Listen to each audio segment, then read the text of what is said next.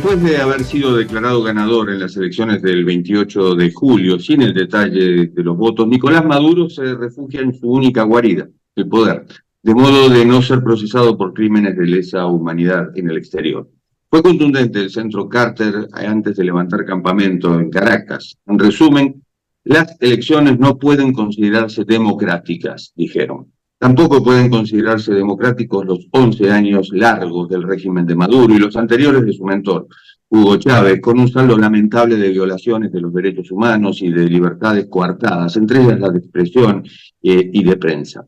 Cada día, Fundaredes, organización no gubernamental que documenta violaciones del derecho a la vida en los estados de Amazonas, Apure, Bolívar, Falcón, Táchira y Zulia, da cuenta del tiempo transcurrido desde el arresto de su director general, Javier Tarazona.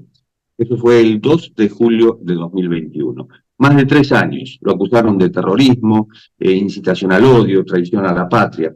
Fundaredes ha recibido este año el premio Graciela Fernández Mejía a la defensa de los derechos humanos, instituido por CADAL en 2023. Y estamos en contacto con su directora encargada, que es Clara Ramírez, que está en Táchira, justamente para contarnos cuál es la situación en Venezuela y también para saber cuál es la situación de Javier Tarazona.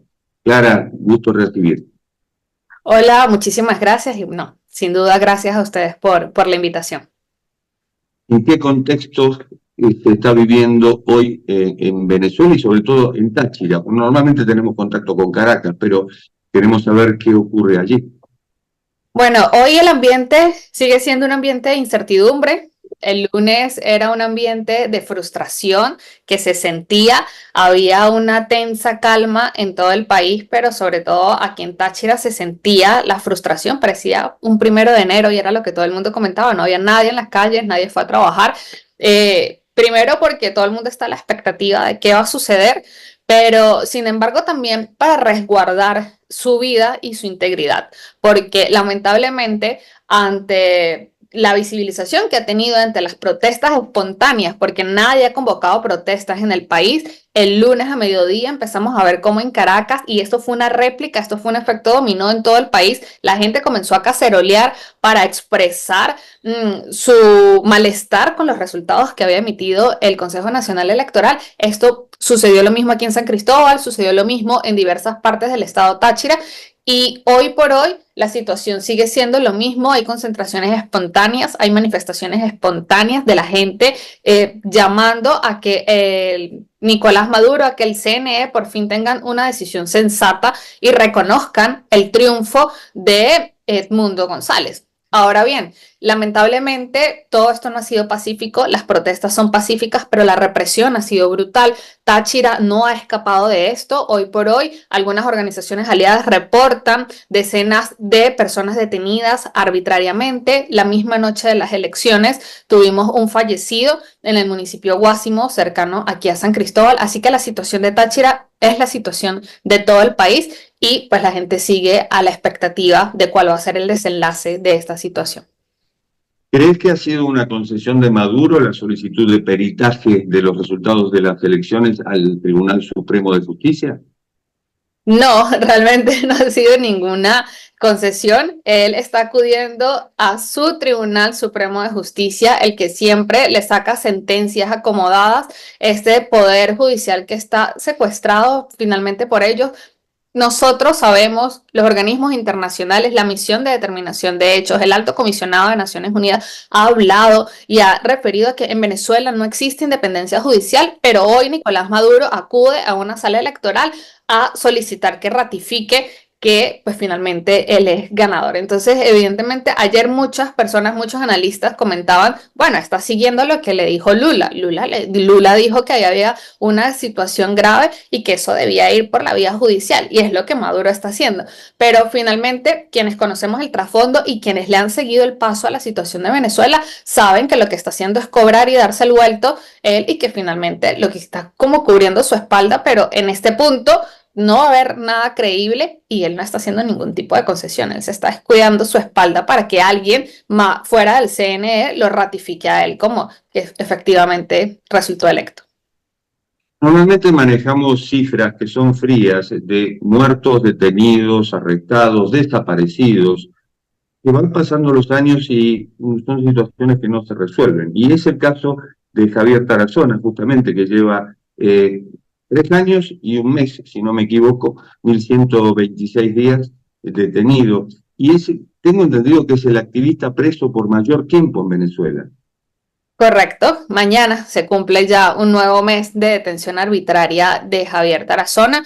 Lamentablemente, cuando a Javier lo detuvieron, nosotros creíamos que era simplemente como un llamado de atención, por decirlo de alguna manera, como que mira, esto te puede pasar otra vez si no bajas el volumen a tus denuncias, porque era algo que ya había pasado con periodistas, que había pasado con otros activistas y con otros defensores de derechos humanos en Venezuela, pero hoy por hoy lamentablemente tenemos que seguirle sumando días a esta detención arbitraria de Javier Tarazona, quien hasta hace unos meses atrás era el único defensor de derechos humanos que estaba privado arbitrariamente de su libertad. Hoy está también Rocío San Miguel, quien también se encuentra en el helicoide donde se encuentra Javier Tarazona. Y sí, Javier Tarazona es el defensor de derechos humanos que más ha permanecido ilegalmente tras las rejas en este país.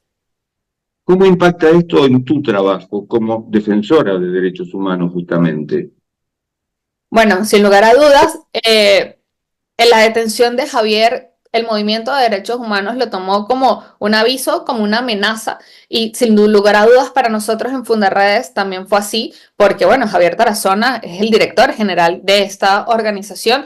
Y nosotros antes de la detención de Javier ya habíamos recibido amenazas, ya habíamos recibido algunos actos de hostigamiento en nuestra contra, en contra de la organización. La casa de Javier había sido rayada en una oportunidad y sin lugar a dudas, este trabajo representa riesgos y los riesgos los vemos materializados en casos como el de Javier Tarazona. Pero aunque hay amenazas, aunque hay riesgos, hoy por hoy nosotros desde Funderredes, por ejemplo, tenemos una víctima más a la cual apoyar y es una víctima principal que es nuestro director. Así que pese al miedo, pese a las amenazas, nosotros seguimos trabajando. Sí tenemos un impacto porque al principio quedamos desamparados, no sabíamos qué hacer, si continuar o bajar la Santa María. Pero finalmente, tanto Javier como las víctimas de violaciones de derechos humanos en la frontera venezolana necesitan de alguien que siga mostrando, denunciando lo que ocurre y aquí estamos. ¿Tuvieron algún contacto con el régimen, con funcionarios para saber cuál es la situación de Javier? Nosotros, cuando a Javier Tarazona lo detuvieron, incluso ese mismo día acudimos a las sedes de la FAES, que nos habían indicado que eran quienes se los habían llevado en la ciudad de Coro para saber cuál era el paradero de Javier. Siempre lo negaron y nosotros hemos acudido a hacer los procesos legales establecidos en la legislación venezolana. Hemos acudido al Ministerio Público, hemos acudido a la Defensoría del Pueblo, su familia sí ha acudido a otras instancias para saber cuál es la situación real de Javier, pero también para pedir por su libertad. Nosotros no hemos tenido respuesta nunca de la Defensoría del Pueblo a quien le hemos pedido que en uso de sus atribuciones se aboque a conocer cuál es la situación de Javier Tarazona, que vaya al helicoide y en los episodios fuertes de deterioro de salud que ha tenido Javier le hemos pedido que vaya a constatar cuál es su estado de salud y eso no ha ocurrido. Entonces, la respuesta siempre va a ser la misma y es que no hay respuesta y siempre van a tratar de invisibilizar estas situaciones. Así que acudir al Estado, nosotros lo hacemos para que quede constancia de que fuimos, pero sabemos que no vamos a tener una respuesta. ¿Cuál es el rol de los organismos internacionales, inclusive de los gobiernos internacionales, en la situación de Javier Tarazona en particular y en la situación de Venezuela en general? Bueno, la comunidad internacional tiene un papel determinante porque siempre ha servido para hacer ese contrapeso, para saber que tenemos el apoyo. Primero, eso es muy importante, saber que tenemos el apoyo, saber que esta situación le importa a alguien más allá de los venezolanos.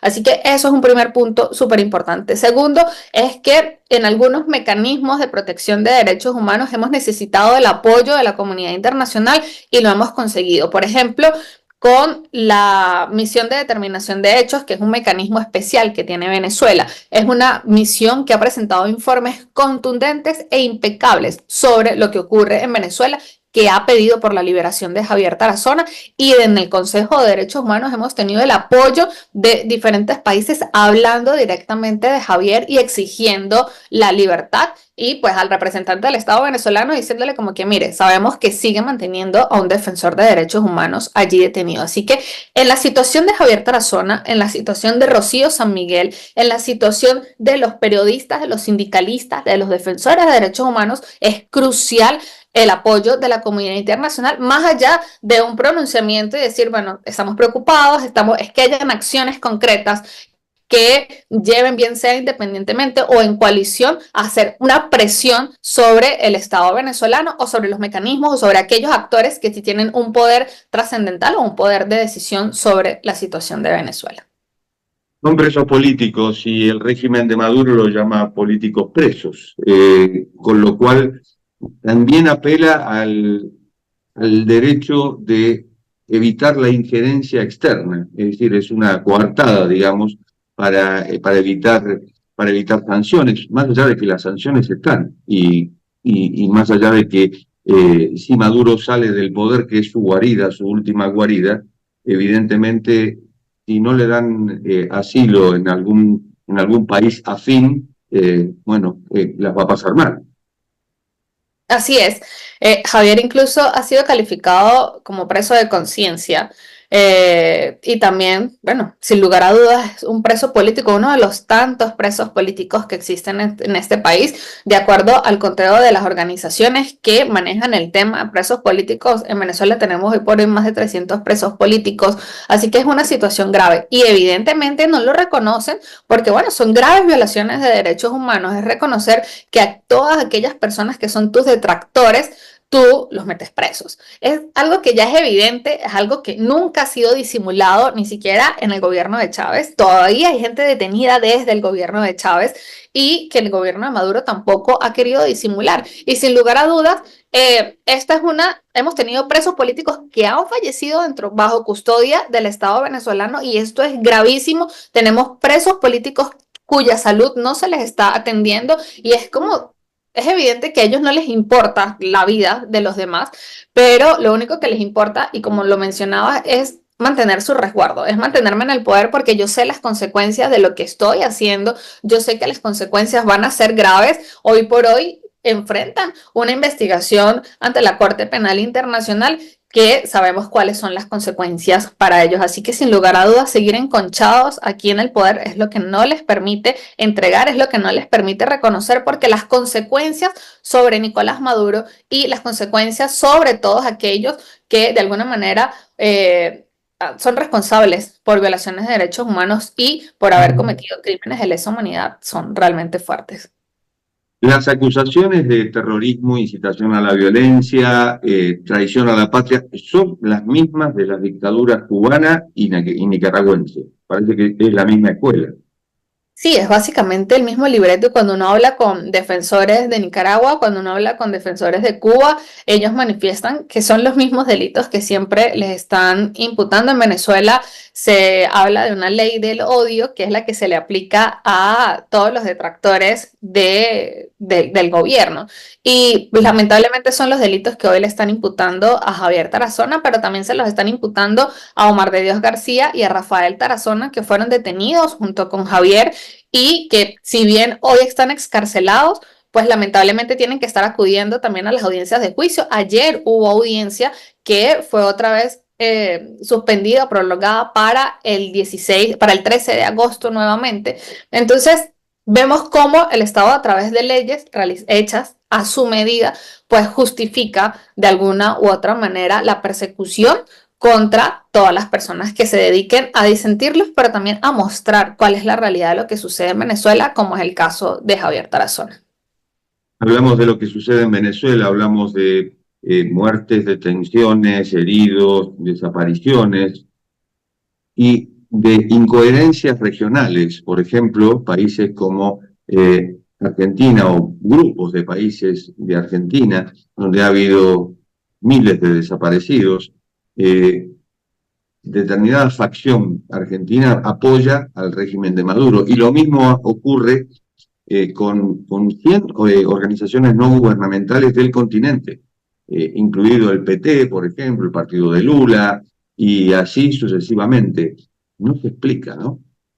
Sí, algunos argumentan por temas ideológicos que siguen la línea de que, bueno, es que Venezuela es el paraíso, lo que ocurre en Venezuela realmente minimizan o quieren desconocer de alguna manera lo que aquí ocurre, que es muy grave y es donde nosotros encontramos, y como diríamos nosotros en Venezuela, hacemos cortocircuito, porque finalmente si todos estamos trabajando en lo mismo, por ejemplo, y me hago referencia a las organizaciones de la sociedad civil, donde todos buscamos que no existan violaciones de derechos humanos en nuestro país, como finalmente por un tema que algunos argumentan es ideológico, desconozcas o quieras hacerte el ciego con respecto a lo que sucede en Venezuela. Y encontramos contradicciones, como en algunos casos sí quieres denunciar ciertas situaciones en tu país o en otros países, pero ante situaciones tan flagrantes, tan evidentes, quieres hacerte el de la vista gorda. Y no está pasando ahorita con lo que sucede